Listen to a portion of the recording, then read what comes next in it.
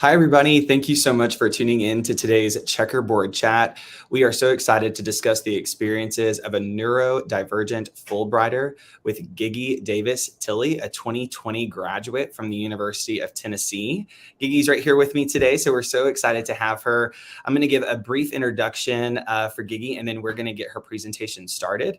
I want to start by making sure we mention to everyone that if you have any questions for Geghie through today's chat, you can put those in the comments on any of the streaming platforms that you're joining us on today, and then she will answer those questions at the end of today's chat. She is eager to hear from you, so be sure to go ahead and throw in as many questions as you have for her, and we will answer those at the end of our time today.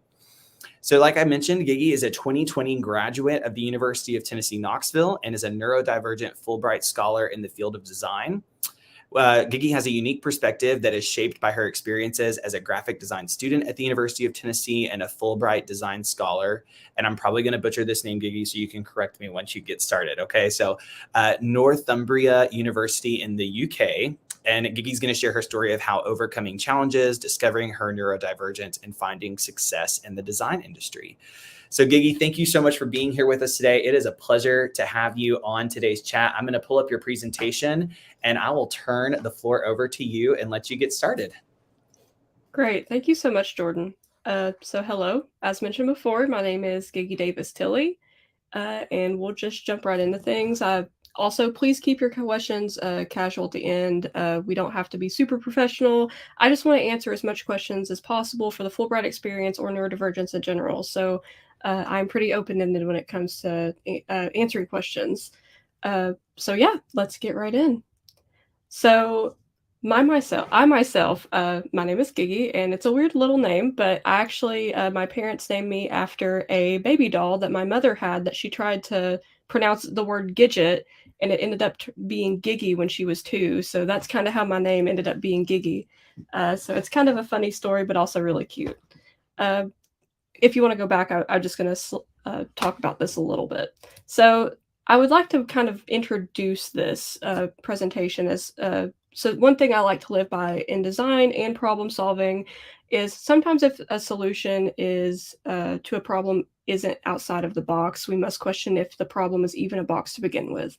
And that's kind of a quote that I live by, especially when we're talking about the quote itself. So there's 2 approaches that I've seen with this outside of the box thinking that exists in our world today.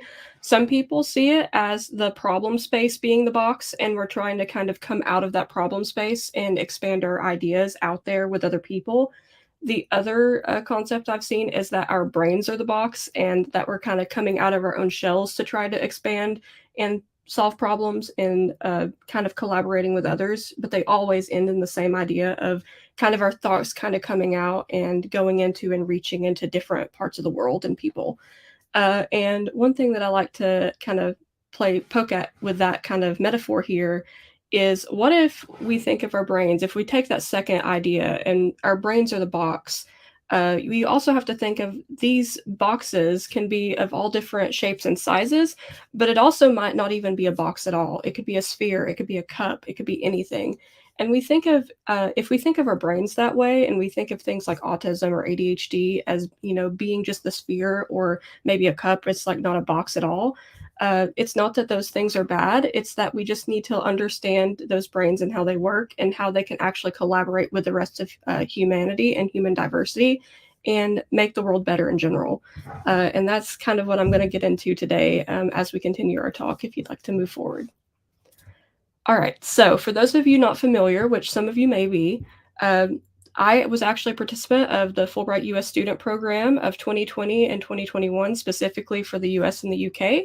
So I came from my little town in Tennessee and jumped over to Newcastle, England, and got to live there for about a year. And just a little description here. So it's a prestigious scholarship. Think of like Rhodes Scholar type stuff. It's very up there with that.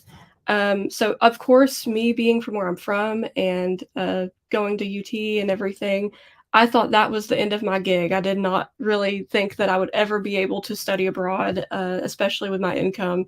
So the Fulbright Scholarship gave me that opportunity. It gave me an opportunity where I did not even think that I would be able to do something like that to that extent. and it was fully paid for, and I will always be grateful to Fulbright for giving me my opportunity abroad. So we're going to talk a little bit about that personal journey. So about myself, my education experience, and actually being awarded the Fulbright. So kind of what led up to that. So I come from the small town down in the Tennessee hills of Union County, Tennessee. We have a population about 20 to 21,000 people, so it's a pretty small county. And I specifically came from the Big Ridge area. So if you're not familiar with that, think of Big Ridge State Park, Norris Dam, that area. And so I come from a place that surprisingly enough does not have a dollar store.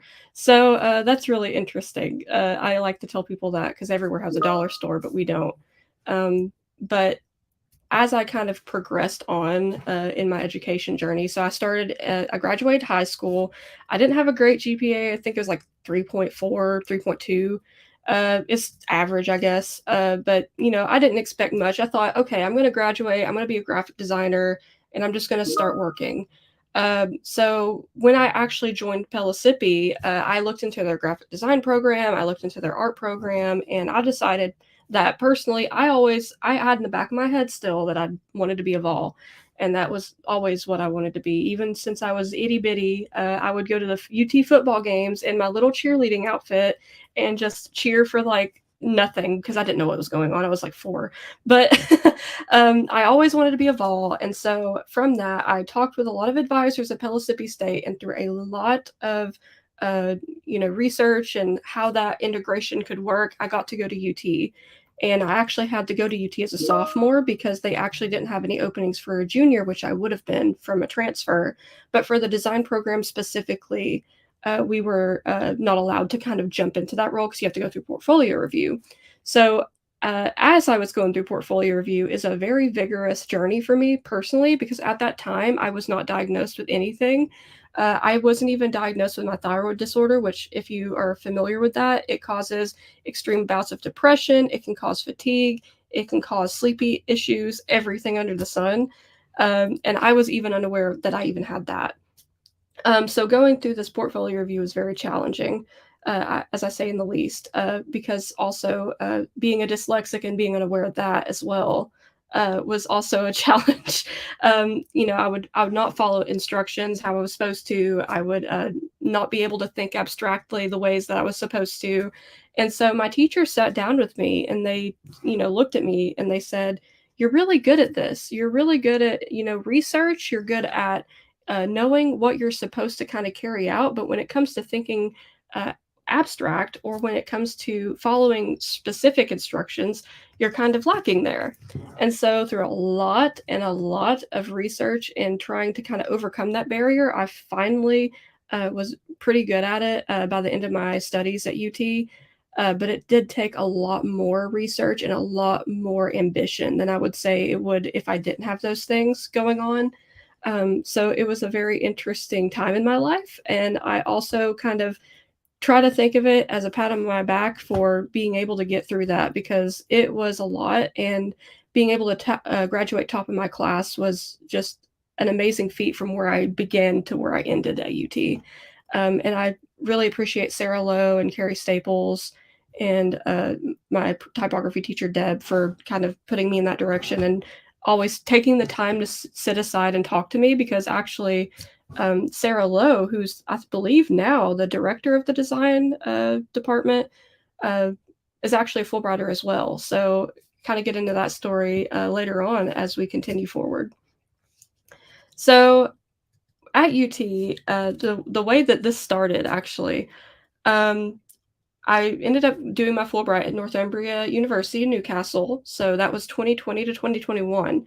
But in that same year, 2020, of course, we had the pandemic. So at UT, we went completely virtual. But before we did, there was one opportunity in particular that was the previous year that I kind of just stumbled upon, and I was actually late to the class for. And it was a Fulbrighters in the Classroom event, which I myself have had the privilege of being able to give those now to people across the world virtually. But I had never even heard of Fulbright at that time. And I kind of sat down in the chair because they came in our classroom and gave this little introduction. And I was like, man, this is something that, only rich college kids could do. I can't do this. I'm, from Union County, Tennessee. I don't have any money to my name pretty much. I don't work and I go to school full time. How am I supposed to do this without any support? And when they got to the slide where they talked about how it was fully paid for, a little spark in my brain kind of happened. And I was like, wow, this is actually something I might be able to do. But when I researched it, it was just so prestigious and so hard to get that I didn't even think I would. But I'd still signed up because I still wanted to try my best efforts. And I said, why not? And I think I said, why not a lot of times in my life. And it's gotten me to a lot of really good places. So I think it's just about taking that step. And even though, 40 drafts later, I was accepted into the Fulbright program, it was definitely the long journey was worth it. So, overcoming challenges abroad. So, this is kind of where my self discovery begins with my Fulbright experience because, like I said before, during my time at UT, I really only had time to find out my physical disability, which was my thyroid disability, Hashimoto's. But I never really got to go to therapy and I never really got to go to a psychologist or any of that stuff. And I always thought that the things that I had were just like quirks because that's how my whole family actually surprisingly described us as just having these quirks that were different than everyone else. For example, uh, we had this thing on my grandmother's side called the Copic shake, which we would just shake our legs and everyone would do it in the family and we just didn't know why that was. It wasn't when we were nervous, it was just whenever we were bored, and it was just one of those little quirks. I was like, oh cool, I guess we're just different that way. But I soon found out that it was probably not just a little quirk. If you'd like to continue. So, my life in Newcastle was, of course, life changing in a lot of different ways. But of course, as you can think, the next thing that I was going to talk about would be the pandemic. So, with the pandemic, we had a lot of different ways that we had to kind of deal with the pandemic in the UK. So it was a lot different than the US. Even though we all quarantined heavily in the US and the UK, they just, because they're such a small country, they had a lot more drastic measures they had to carry out. So, for example, you could not even leave your house unless you were having to go grocery shopping. And basically, you're banned from being outside except for like 10 minutes to go on walks a day or something like that. Um, but it was a lot different. And of course, being stuck in a little apartment flat and being quarantined after your family leaves you there, it's a totally different routine than what I was used to. I, struggled a lot with getting into this new routine. I struggled with not having my support system there because my dad and my husband, which wasn't a husband at the time, but fiance, they were really my support system, and having friends and family there to be able to support me was kind of what I've always had, especially growing up in the South where, you're taught to, be that way and, use your family and friends as, supporting each other. I was really lost and I didn't really know what to do because I didn't know anyone in this new country. And it was the first time I ever lived on my own. So going through that, I think for anyone, even without having anything, it would just be difficult. Um, and so going forward in this new world, I had new routines and new struggles essentially. And I'm not sure if the slide is updating, but those little words should be popping up. Yeah, so we're here. So I had a new routine and new struggles, which ultimately led to me being very lost with different things my professors were assigning me. So I tend to do this thing with my brain that, if I'm given an assignment, sorry, I will typically not know where to end and I will not know where the capping point is for an assignment because of my ADHD. And so before I didn't know, I wasn't diagnosed yet. So typically I would just go above and beyond and completely burn myself out. And while that looked good on paper because I was doing a lot of extra work, it was completely burning me out because it also created anxiety of not knowing how much was enough. So doing all of these really big projects, especially for a master's degree, was very challenging, and I needed help. And I didn't understand why it was such a struggle to be able to start a new task, and why I had such an issue with time management, and all of these different things. So I reached out to my university, Northumbria, and they actually set me up with their Student Life Center, which they ultimately helped me get assessed for dyslexia, and then gave me further recommendation to get assessed for potentially ADHD. And interestingly enough, I thought maybe it was just to do with the pandemic, but these things, as I actually got assessed, were things that were progressively the entire way through my life, but we just dubbed them as quirks. And my family was so supportive of my little quirks that they were never an issue for me before I was in this new world. So, of course, I had issues in school, but my family was always there to back me up. And I was very privileged to have that opportunity to have my family that understood me. And so going through that and realizing that it wasn't just little quirks here and there, that I actually had ADHD was life changing. And again, Fulbright Assist, which I believe they have a new name now, but at the time it was called Fulbright Assist. They actually used the Anvil group to set me up with a therapist completely free of charge. I had unlimited sessions, which I had never went to therapy in my life before. I got to explore myself, and they also paid for my private ADHD assessment because the waiting time in the UK, I believe, was 2 or 3 years. So I wouldn't be there in 2 or 3 years. So Fulbright just in itself, they provide so many things that I don't think a lot of even Fulbrighters are aware of, that they provide these services. So uh, I'll get into that a little bit later with my nonprofit that I am president of, and how we kind of educate and help people in that sense that are scholars going through with Fulbright Assist, or whatever the new name is. I can't remember what it is. Um, but yeah, finding that out about myself was incredible because it just opened up new doors of things that I had been doing in my life to kind of manage how I was in society. Because, you're putting my brain in a cubicle, and when it wants to move fast and be, you know, interactive with things, it doesn't work for our types of brains. And so it's not necessarily that anything's wrong with me. It's just that, how society is kind of built in this way, in this capitalistic society where I'm expected to sit still or do things. And all through school, I struggled with those things and I didn't even know why. So, of course, therapy helped with that, with a lot of the trauma associated with it. But also, when I learned this thing, I used it to my advantage. I adopted new study habits. I started using the buddy system with my best friend I made over there after I had therapy. And she actually is still one of my best friends. I just visited her in January, and she has autism. So we get along extremely well. Our brains just work really well together. And I've found in my life that having more people that are like me and neurodiverse, especially as friends, is life changing in itself, because you have people that understand and relate to you. And I just love that. So that's when actually, when I started coming out of my shell, making new friends, understanding myself and my diagnosis, it's actually when my life in Newcastle began.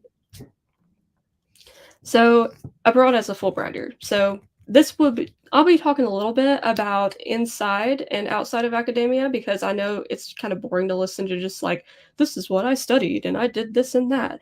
So I like to talk a little bit about how fun it was just in general, even with the pandemic. It was great.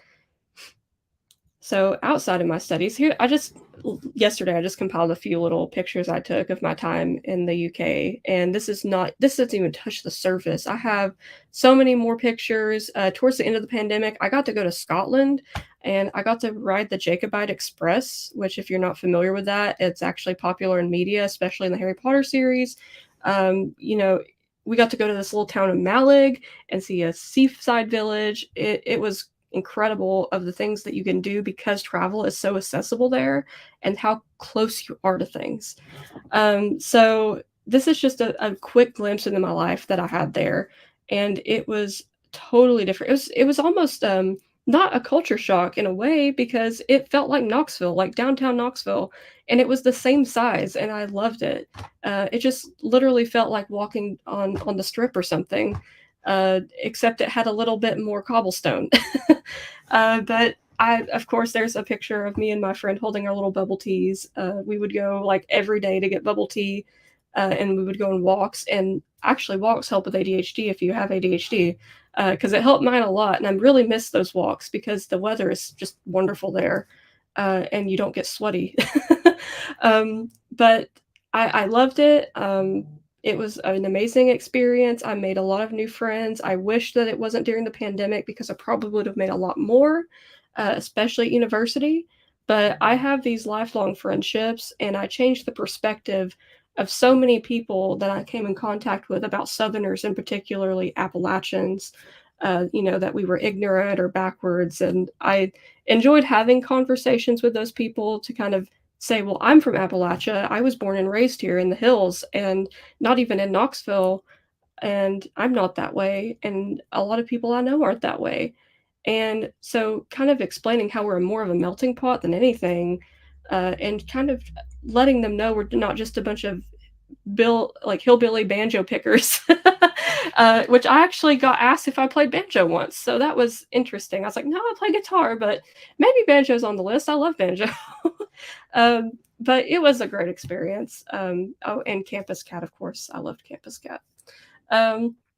So inside of academia. So I'm going to kind of broaden my approach here with the design world and how I, as a Fulbrighter, did a design degree. And it was really fun, but also very challenging. So with my degree, we were given, I actually got my Fulbright on the hopes of doing some studies for Internet for All, which, of course, if you're familiar with that, it's, a lot of us people in the South and out West, we don't have access to Internet affordably or infrastructurally. And so I went over there and I did do research on that as well, which that could be a totally different topic for another time. But for my thesis, I actually really wanted to hone in on myself because I wanted it to be something that also I could resonate with the same way as I did for the internet access one. And there was so much that could go into this that I wanted to make this my thesis. So my thesis was actually centered around sensory processing disorder because I found out I have that as well. And sensory processing disorder is essentially, you might hear something a bit more louder. It might hurt your ears than everyone else. You might have weird taste or, be called the picky eater when it's actually not your fault, which I got that a lot. But that's also another different topic, but I'm just pulling out a lot of the stuff that I kind of got from my thesis to kind of put more of an approach on neurodiversity and what we're talking about today. So, talking about this slide particularly, when we think, what is neurodiversity? We think of it as natural diversity in human brains. So what I was giving the square, thinking outside the box example with what if it's not a box? What if our brain is, a cup or a sphere? It's sort of that similar approach. And the term neurodiverse is a group of people with different types of brains, which I see that confused a lot with neurodiverse and neurodivergent, which neurodivergent means a person whose brain function differs from what's considered the normal, which I think that even a neurotypical, which below, it's a person whose brain function is considered as the normal or that we see more prominently in society. And I put quotes on normal because what really is normal? But essentially, when we think of, I think a lot of people, when they see the word neurotypical, they're like, well, I don't want to be called typical, but it's not the case. It's literally just because they are the more broadened part of society. And even though neurotypical brains can be different from one another and be very, very intuitive and have a great approach with working with neurodivergent brains, I think the point of neurodiversity is making sure that all of the brains get to kind of play together and be a part in the overall prospect of humanity. So drifting away from the medicalized model of disorders is prevalent as well with this neurodiversity approach because there's what we talk about with neurodiversity and the medicalized model of different disorders. So when we think of disorders, sometimes we think of people like Autism Speaks, who says autism needs to be cured, or we think of it as being like, well, we need to have like these therapies that, make you less autistic. And I don't believe in that. I think that the medicalized model can kind of be traumatizing to a lot of people who are neurodiverse. And I believe truly that when we look at it from the perspective of it's not something that needs to be fixed and we need to just be accepted and understood, that it's way more approachable in the sense of helping society greatly understand how we communicate and how we function. So when we talk about design, which of course was my thing, so if you're not a big designer, you can still listen to this because it's still pretty interesting to learn a little bit about how the design world works with just everyday stuff. Because design could be anywhere between the pen you're holding to the phone you're holding to the laptop you're looking at. So it's everywhere. So when we think of design, we sometimes think of the double diamond method, which is you have a problem and then you have the solution. So if we think back to that square model of the thinking outside the box model, you start with the box and you're trying to get to the solution over here, but you kind of have to come out of this to begin with. So it kind of goes to these extrusion points where you kind of come out, and the diamonds represent kind of coming away from the intention and the decision to kind of brainstorm. So that's when we really start brainstorming, and the discovering and defining it defined comes later. Sorry. So we're trying to really discover what the issue is. So we have to verge off of that initial intention. We have to think of different things and intersectionalities between how different things can work together. And then once we kind of get a really good idea, we kind of diverge back down and come to a very precise and very structured core, which is your decision point. So we really defined the issue there. And then when you have it defined, you diversify again and you start designing and coming up with different ideas for your designs and coming up with different solutions. And then when you have something you really like, you come back down at the end of your effort. So that's your turn in. And I'd hate to say it, but most designers, if you're watching, you know that you never end there. You always come back to somewhere in the middle, or you go back completely to the beginning. So it's almost like a cycle, and you can see this in my next slide. So when I was studying, I researched a lot of different design approaches. So of course, that previous one is still utilized in this, but I also love the human-centered design approach because we really put the people that we're designing for first. We're not necessarily letting them design for us, but we're having them part of the conversation. We're not just interviewing them once or twice and saying, okay, we'll let you know what happens whenever we do design this and we get it done. Because then they're not part of it anymore. They just see this thing that you come up with and they're like, well, how did you get here with what I told you? So when you keep them as part of the process and using empathy and trying to really understand their needs, it's really helpful in the design process. So you use empathy, you do that designing, you define, you test, which is kind of in that middle where that it kind of goes back down and you're really focusing on something. Your ideation kind of comes out of that, so it comes up like we were talking about. You prototype it, and then it can start all over again because it's a continuation, it's a process. You want your users to test what you're designing or use what you're designing and always be improving on it. So that is what I kind of did my time in the UK. And when we think of this, we can also think of it in everyday life using this approach with anything problem solving related. When you have empathy, when you're trying to solve a problem, it's always going to help you in the long run. So I also looked at different types of designs. So this is just at a glance. Of course, they go beyond this and into this. Like there's a lot of different little areas in these. But beginning with universal design, that was actually a concept created for architecture in the early 19th century. So when we think of universal design, we think of accessible sidewalks. We think of doors with entryways for people that have accessibility needs. We think of all of these things. And it's a one-size-fits-all approach, essentially.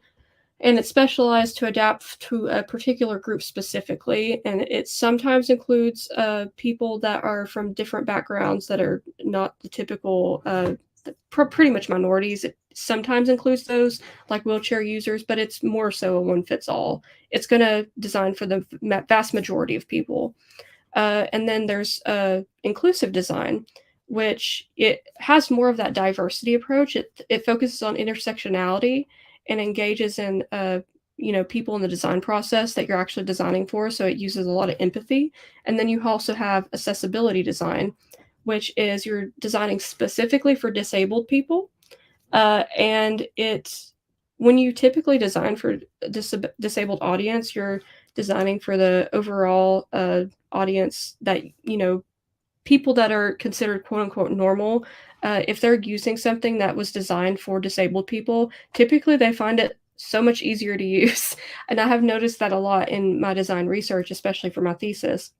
But taking these and kind of having inclusive design and accessible design introduced into the design world was a huge step, because what we were doing, and we still do to this day, unfortunately, is we were trying to take universal design, which was made for architecture, and pushing it into the digital world. And I still see that happening today, especially with AI, or we see it happening with virtual reality.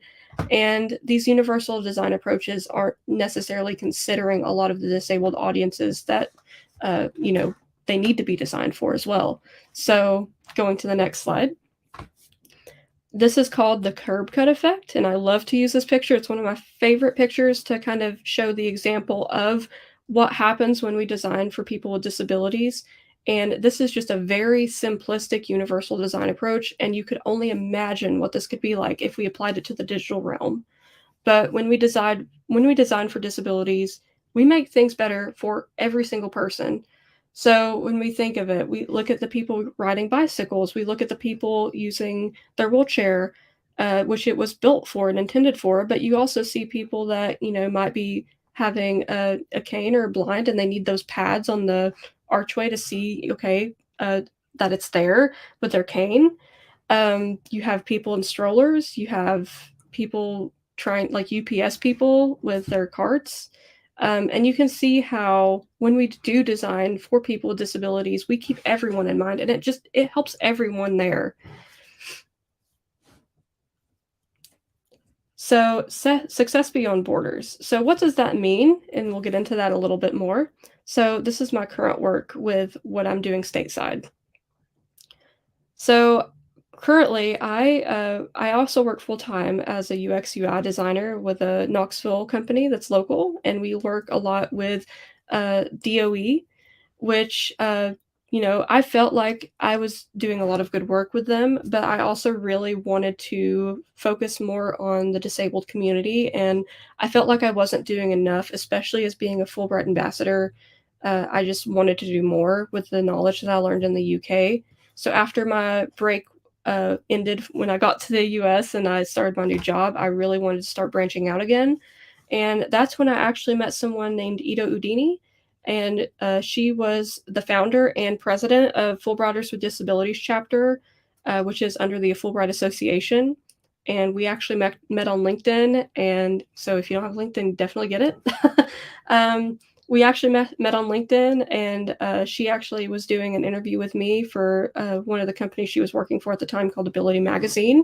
And we were kind of doing an article on my Fulbright experience and being a neurodivergent scholar, kind of talking a little bit about design practice and UX UI design and how it can be improved in the design world, and how we can be more inclusive to people with disabilities when we are currently not as much.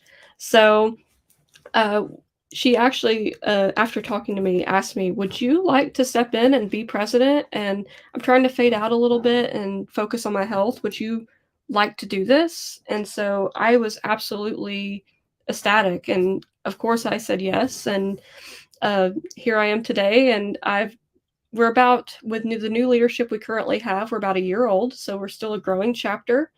But we're definitely trying to help fight ableism and embrace diversity and inclusivity within a lot of these educative and social spaces, and especially virtually, because we were actually Fulbright's first virtual chapter. So of course I like to go back on the term "vol means all," especially when we're thinking of disabled audiences. And myself being a vol, I really wanted to bring that to the spotlight, especially within my new chapter and going forward, and how we can essentially make the world a better place for disabled people and disabled scholars. Recently, just last week actually, our chapter got to go up on the Hill in DC and talk to some congressmen, and it was a really great experience. We got to kind of discuss why Fulbright needs funding in a lot of different areas, particularly for people that are disabled that want to travel and be a part of the Fulbright opportunity even more so.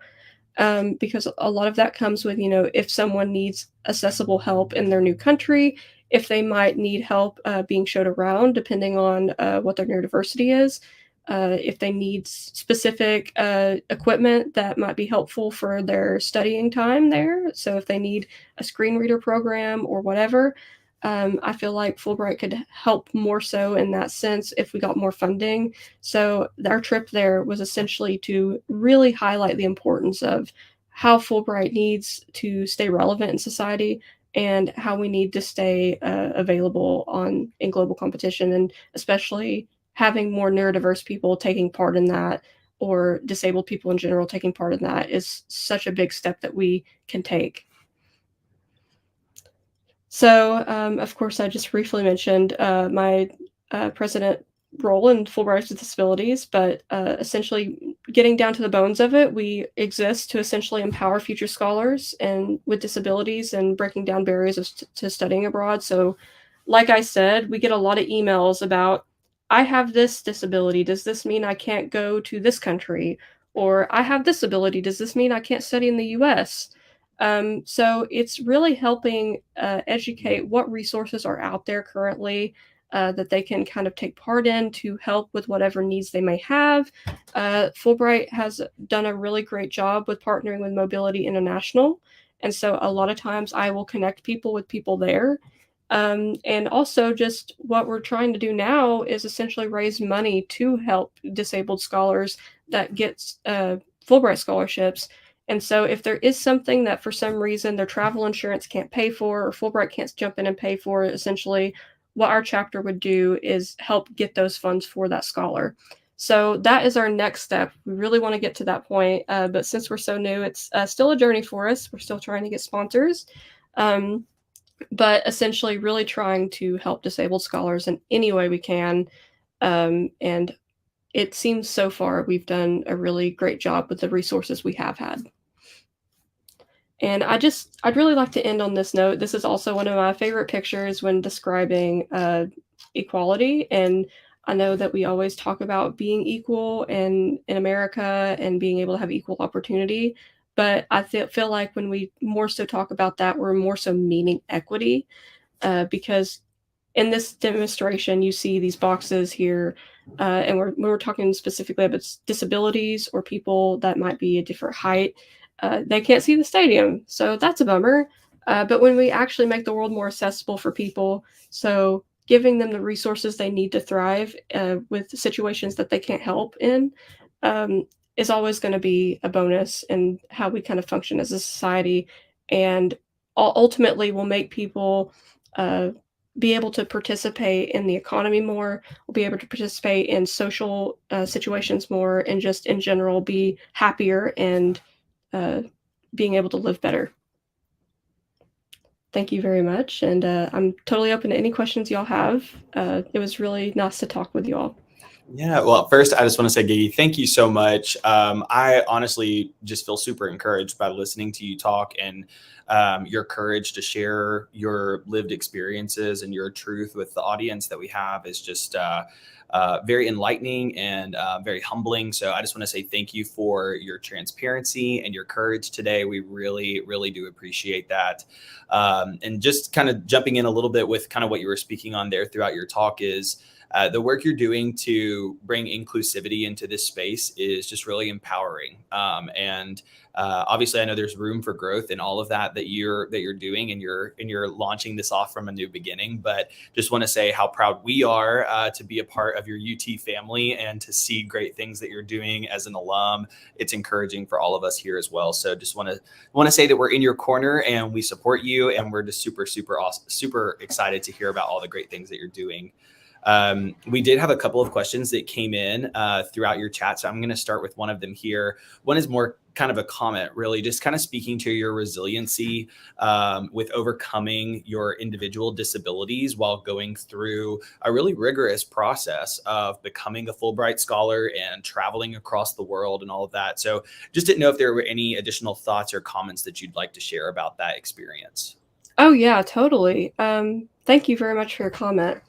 So one thing that I actually forgot to mention, or not really forgot, but left out because it was a lot to go into at that moment. But to sum it up, the process of actually getting the paperwork ready for Fulbright was exhausting, and I had to get a lot of help from the UT scholarship department, which did such an amazing job over there. I really owe my scholarship opportunity to a lot of those people over there because of how helpful they were. And just reading my rough drafts, saying like, "This does not sound good. This sounds great. Keep this. Don't put this," or just kind of helping me and not doing it for me, but just helping me through the process. That was really helpful. And I feel like because of how vague a lot of the process was, which I feel like a lot of the ways that Fulbright words things, for a neurodivergent person, it was very hard, which I had mentioned before because I wasn't diagnosed at the time. It was hard for me to see where I was supposed to stop with what I was supposed to be talking about, or what I was supposed to talk about in the beginning. So uh, the vagueness was definitely there, but I feel like UT's scholarship department helped me a lot through that and helped explain things to me very clearly. So it took a while and it took a lot of rough drafts, but I eventually got there, and I'm really thankful for them for doing that because it was extremely helpful. Yeah, absolutely. I mean, and as I'm sure you know, UT's had some really great success in recent years with Fulbright Scholars being Yes. awarded from our university, first in the SEC for a consecutive year. So you're a part of that legacy, and Yes. I mean that's really incredible. And it's also awesome that we have a great program here that's able to assist with students in writing those letters. I cannot imagine the time that took. So again, kudos to you for that. We do have a question too that came in from it looks like Douglas Canfield. So great presentation, and said thank you so much. Can you speak to any technology or apps that you have found helpful as you seek to leverage the strengths and challenges of your neurodivergence? I think that's a great question, and want to Yeah. see if you have any advice there. Of course. So actually, one I use for work right now, it's called TickTick, and it is a really great app for kind of putting your thoughts down. And it breaks down your task step by step, and you can check it off. And one thing that they don't incorporate, but I kind of like to incorporate, is I have this game I play with myself where if I get a certain amount done within a week, I get to reward myself, whether it be a little trinket or something I buy on Amazon or something silly like, oh, I get to treat myself to ice cream this day.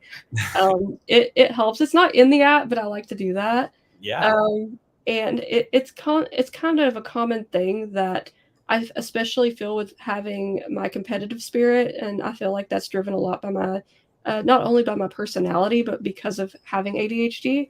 That I really liked Flora, and it was a timed app, so it kept you off of your device, which these things suck for me.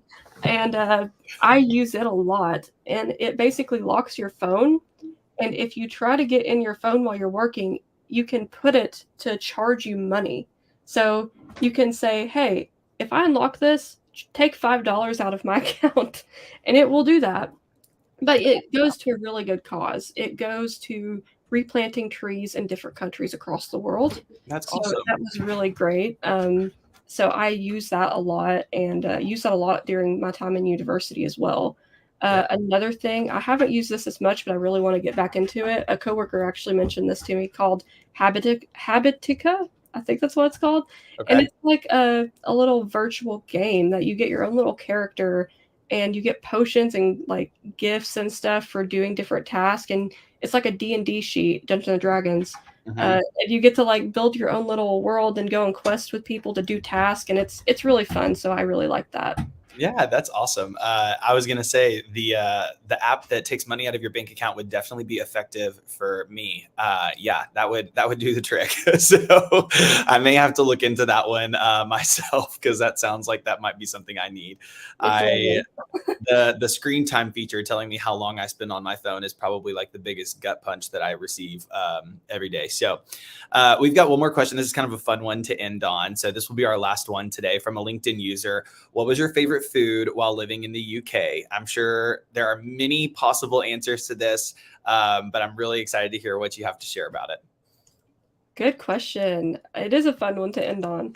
So I actually had this really interesting food that I found over there. It's a mix between chicken parmesan and red pesto chicken.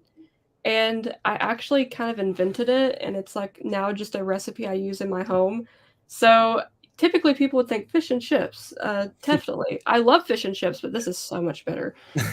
Basically, they have over there something called, I think it's actually Italian. It's a red pesto chicken. And so you take sun-dried tomatoes, and it's like the red pesto stuff, and you put paprika and all these spices on top of this chicken, and fry it in a pan, and then put your choice of cheese on top, and it's wonderful. Typically served with a side of pasta. So I really liked the spinach and mozzarella pasta they had. And so having it with that was great, but I was like, I wonder if I could throw in some other stuff with it. So I actually personally decided to start making it like chicken parmesan, just coated it the same way and put like the spices on it the same way. And it is like the best chicken parmesan I have ever had. And if anyone's interested in the recipe, you can feel free to message me on LinkedIn. That honestly sounds so good, and I haven't had lunch yet, so you're making me very hungry right now. So no, that sounds great. Well, I want to say again, Geghie, thank you so much for your time today. Our alumni mean everything to us, and giving back their time and talent and treasure to our university is something that we are very, very appreciative of. And I want to share with all of our audience today, if you have an interest in sharing an experience that you have gone through, or an expertise that you have, or anything that you feel would be beneficial to our alumni, the best way to do that is by starting by signing up for Connect UT. So that's listed on the bottom of your screen here. This is our new alumni and student networking platform that is completely free to our alumni. But this is where we find great people like Geghie who want to be involved with our university in different ways. And you can sign up there and denote when you register that you're interested in speaking or sharing a talent or a skill or an expertise with our audience. And then we can have you get involved with opportunities like these Checkerboard chats. So a great, easy way to get involved with our university. So just want to say, make that little pitch there at the end. And again, just say thank you to Geghie for your time today. You can find Geghie on LinkedIn, like she mentioned, so feel free to reach out to her there. And if you have any questions or concerns, you can reach out to us here at the University of Tennessee Alumni Office. So thank you, everyone, for your time today. We really appreciate it, Geghie. We wish you all the best, and we hope to see you back on Rocky Top in the very, very near future. Great. Thank you so much, Jordan. It's been a pleasure. Have a great afternoon, everyone. Thank you all.